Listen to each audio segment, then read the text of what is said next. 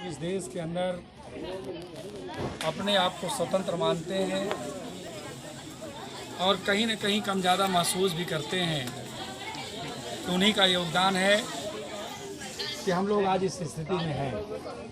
तो मैं आज सबसे पहले स्वाधीनता दिवस के अवसर पर आप सबको बधाई देता हूं और शुभकामनाएं देता हूं और उम्मीद करता हूं कि जिस सोच के साथ हमारे देश के तमाम महापुरुषों ने देश को आज़ाद कराने का काम किया, उम्मीद करता हूं कि उनके आदर्शों पर, उनके सपनों पर, उनके पदचिन्हों पर चल करके इस देश को आज़ाद बनाए रखने के लिए समाज निरंतर विकास करे, देश प्रदेश निरंतर विकास करे। इस दिशा में हम लोग काम करने का काम करेंगे। और सबसे ज़्यादा हमें ये समझ में नहीं आता कि हम कहाँ से वो शब्द लाएं, किस शब्दकोश से उस शब्द को हम तलाशें कि जो इन नौजवानों ने अपने जीवन को उन बच्चों को समर्पित करने का मन बनाया है जिन्हें इस देश का बड़ा समाज, इस देश की सरकारें और इस देश के चुनिंदा लोग वो व्यवस्था नहीं दे पा रहे हैं। ऐसे इन नौजवानों को बार बार धन्यवाद देने का मन करता है, बधाई देने का मन करता है और मैं उनको भरोसा भी दिलाता हूं कि जिस उम्मीद और विश्वास के साथ आपने इस मुहिम को चलाया है, उन तमाम माताओं के, बुजुर्गों के, जिनके बच्चों को एक दिशा दे करके समाज और देश को आप मजबूत बनाने का प्रयास कर रहे हो, उनकी दुआएं, उनका आशीर्वाद आपको निरंतर प्रगति के रास्ते पर ले जाने का काम करेगा। ये मैं उम्मीद करते हुए खास तौर से साथियों, मैं एक बात आपसे जरूर कहना चाहता हूँ। समाज को मजबूत बनाने के लिए, प्रदेश को, देश को मजबूत बनाने के लिए अगर सबसे ज़्यादा किसी चीज़ की आवश्यकता है तो शिक्षा की आवश्यकता होती है। अगर आप घर के अंदर कोई बेटा शिक्षित हो, लेकिन आज बड़ा दुर्भाग्य है इस देश का कि जिनको इस देश के अंदर लंबे समय तक सरकार चलाने का मौका मिला, सरकार बनाने का मौका मिला, इस देश की व्यवस्था को सुधारने का मौका मिला, लेकिन आज भी इस देश के अंदर दोहरा मापदंड कायम है।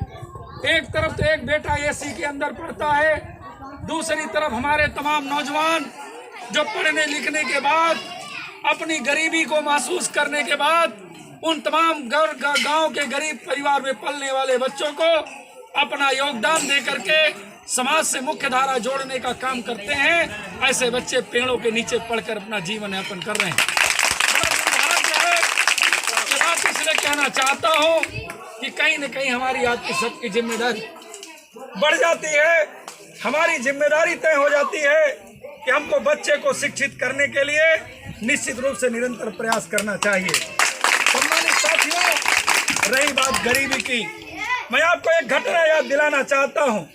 यहाँ जिन बच्चों ने भी खड़े होकर के भाषण दिया, जिन बच्चियों ने अपनी बात को कहा, सबने बाबा साहब डॉक्टर अंबेडकर को याद किया है।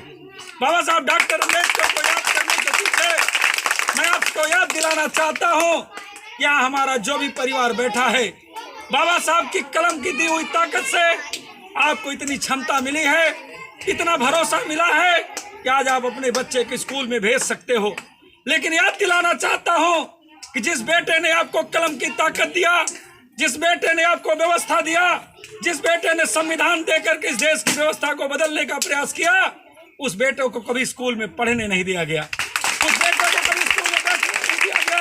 तो मैं सवाल करता हूं यहाँ बैठे हुए बुजुर्गों से, माताओं से, क्या आप उनसे भी गरीब हो? क्या मैं समझता हूं उनसे ज्यादा गरीब आप नहीं हो, लेकिन आपके अंदर भरोसा होना चाहिए, आपके अंदर विश्वास होना चाहिए।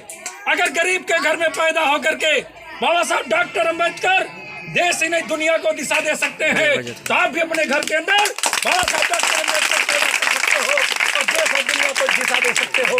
इस बात की अपील मैं आज की तारीख में आपसे करना चाहता हूँ और मैं बधाई देना चाहता हूँ और धन्यवाद देना चाहता हूँ और भरोसे के साथ विश्वास दिलाना चाहता हूँ उन नौजवान बच्चों को जिन्होंने इस दिशा के अंदर, इस दिशा में काम शुरू किया है। आप भरोसा रखिएगा तमाम लोग इस देश के अंदर हैं। सम्मानित साथियों, आज 15 अगस्त है। मैं जानता हूँ ये राजनीतिक मंच नहीं है, लेकिन ये बात जरूर कहना चाहता हूँ कि आपको इस देश के अंदर एक तुलना करनी पड़ेगी। आप लोग जब स्कूल में पढ़ने जाते थे, जब आप बचपन में स्कूल में पढ़ने गए होंगे, तो आपको स्कूल में भी तुलनात्मक अध्ययन पढ़ाया गया होगा, तमाम चीज़ों की तुलना कराई गई होगी। इसलिए मैं आपसे कहना चाहता हूं कि आपको इस प्रदेश के अंदर एक तुलना करनी होगी। एक आपको अध्ययन करना होगा, एक आपको भरोसा करना होगा, और बिना भरोसे इस देश के अंदर व्यवस्था बदल नहीं सकती है। क्योंकि बाबा साहब डॉक्टर अम्बेडकर ने भी एक बात कही थी कि इस देश के अंदर राजनीतिक ताकत वो ताकत है, राजनीतिक सत्ता वो ताकत है जो इस देश के सामाजिक आर्थिक गैरबराबरी को खत्म कर सकता है। इसलिए मैं आपसे कहना चाहता हूं कि यहाँ पर बैठे हुए बुजुर्गों, आपको राजनीतिक हिस्सेदारी भी करनी पड़ेगी, आपको राजनीतिक भागीदारी भी करनी पड़ेगी।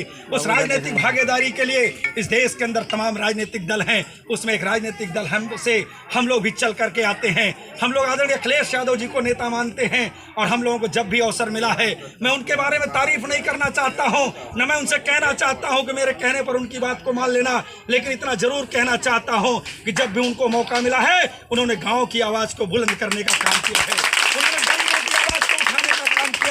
उन्होंने गरीबों की बात को बढ़ाने का काम किया है। इसका एक जीता जागता उदाहरण देना चाहता हूं, एक सामान्य सा उदाहरण देना चाहता हूं। आज आजाद भारत के इतिहास में तमाम लोगों को सरकार बनाने का मौका मिला, लेकिन आखिरकार ऐसा कौन सा कारण है कि जब मुलायम सिंह यादव कुर्सी पर होते हैं, आदरणीय नेताजी कुर्सी पर होते हैं, और उनके सम्मानित हम लोगों के शानदार राष्ट्रीय अध्यक्ष आदरणीय अखिलेश जी कुर्सी पर होते हैं, तो नौजवान और गरीब की बात बढ़ जाती है। ऐसा कौन सा कारण है? मैं एक उदाहरण देना चाहता हूं। उत्तर प्रदेश के अंदर सरकार थी, आदरणीय नेताजी उत्तर प्रदेश के मुख्यमंत्री थे। उन्होंने हमारे यहाँ के तमाम नौजवानों ने कहा, हम लोगों ने पढ़ने लिखने के बाद गांव के अंदर पेड़ों के नीचे शिक्षा देने का काम करते हैं। हमारा क्या होगा? हमारे भाग्य का निर्माण कैसे होगा? हमारे भविष्य का निर्माण कैसे होगा? आदरणीय नेताजी ने कहा था, चिंता मत करो, जब तक तुम घर पहुंचोगे तुम्हारे भाग्य का निर्माण मुलायम सिंह यादव करेंगे। और सम्मानित साथियों, आज फख्र के साथ कहना चाहता हूं, गांव के अंदर जिन विद्यालयों के अंदर कमरे नहीं थे, जो बच्चे अपनी शिक्षा देने का काम करते थे, उन्होंने 1000 विद्यालयों को अनुमोदित करके गांव के अंदर पढ़ाने वाले हर बच्चों को उन्होंने सरकारी नौकरी देने का काम किया था। इतना ही नहीं सम्मानित साथियों, जब उत्तर प्रदेश के अंदर अखिलेश यादव की सरकार बनती है, हमारे तमाम नौजवानों ने जाकर के अखिलेश जी से कहा, हमारा क्या होगा? उन्होंने कहा, क्या चाहते हो? उन्होंने कहा, निःशुल्क पढ़ाते हैं, फीस बच्चे नहीं दे पाते हैं, किताब कापी का इंतजाम नहीं है, हमारे बच्चों का पालन पोषण नहीं हो पा रहा है। उन्होंने कहा, ऐसे विद्यालय में पढ़ाने वाले बच्चों को हम मानदेय देने का काम करेंगे, और उन्होंने 100 करोड़ रुपया उत्तर प्रदेश में इनको मानदेय के लिए उन्होंने अलॉट करने का काम किया था। लेकिन जैसे ही उत्तर प्रदेश के अंदर सबका विकास करने वाली सरकार आती है, झूठ बोलने वाली सरकार आती है, न उन्होंने आज तक कोई मानदेय दिया है, न उन्होंने किसी विद्यालय को अनुमोदित करने का काम किया है, न रोजगार के सवाल पर चर्चा किया है। इसलिए मैं आपसे कहना चाहता हूं कि अब आने वाले समय में आपको सरकार में हिस्सेदारी करनी पड़ेगी, आपको सरकार में भागीदारी करनी पड़ेगी। आखिरकार ऐसा कौन सा कारण है जिस संविधान को बाबा साहब डॉक्टर अम्बेडकर ने दिया था, जिस संविधान को तमाम महापुरुषों ने दिया था? मैं एक घटना आपको और याद दिलाते हुए अपनी बात खत्म करना चाहूंगा। बड़ा दुर्भाग्य है इस देश का, जब बाबा साहब डॉक्टर अम्बेडकर ने संविधान के प्रति डॉक्टर राजेंद्र प्रसाद को सौंपा, डॉक्टर राजेंद्र प्रसाद ने कहा कि अगर बाबा साहब इसमें कोई कमी हो परिवर्तन कर सकते हो। बाबा साहब ने कहा, कभी कोई नीति खराब नहीं होती है, लागू करने वाले की नीयत खराब नहीं होनी चाहिए। और मुस्कुराते हुए खड़े थे। थोड़ी देर के बाद आचार्य कृपलानी आए। आचार्य कृपलानी ने कहा, बाबा साहब आज बहुत खुश नजर आते हो। बाबा साहब ने कहा, आज मैंने वो काम किया है, अब मैंने रानी के पेट से नहीं बैलेट बॉक्स से राजा पैदा होगा,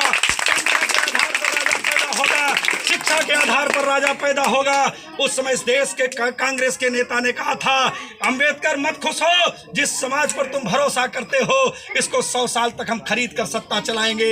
मेरा बड़ा दुर्भाग्य है कि जब मेरे पास ऐसे महापुरुष थे जिन्होंने हमको वोट की ताकत दिया, जिन्होंने मुझको शिक्षा की ताकत दिया, जिन्होंने मुझको स्कूल जाने का रास्ता दिया, जिन्होंने मुझको नौकरी का अधिकार दिया, लेकिन हम जैसे लोग जो उस अधिकार को नहीं ले पा रहे हैं। लगातार संविधान परिवर्तन की बात की जा रही है, लेकिन हम संघर्ष नहीं कर पा रहे हैं, इसलिए कि भारतीय जनता पार्टी आरएसएस को पता है कि गरीब और गंवार पर सत्ता करना सरल है। इसलिए आपको गरीब बना करके, आपको गंवार बना करके इस देश के जो पूंजीपति हैं, इस देश के जो बड़े लोग हैं, जो आप पर सत्ता करना चाहते हैं, इसका सिर्फ एक रास्ता है, वो सत्ता है और सरकार है। इसलिए आज आपसे निवेदन करके जाना चाहता हूं कि आने वाले वक्त में अपने बच्चों के लिए सरकार बनाना, अपने भविष्य के लिए सरकार बनाना, शिक्षा के लिए सरकार बनाना, स्वास्थ्य के लिए सरकार बनाना और सम्मान के लिए सरकार बनाना, निश्चित रूप से आपका भला हो जाएगा।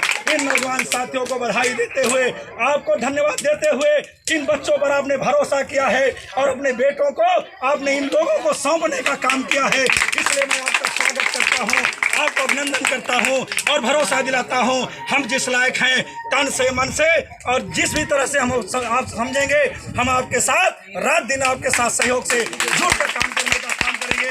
बहुत बहुत धन्यवाद। जय हिंद, जय समाजवाद, जय भीम, जय भारत।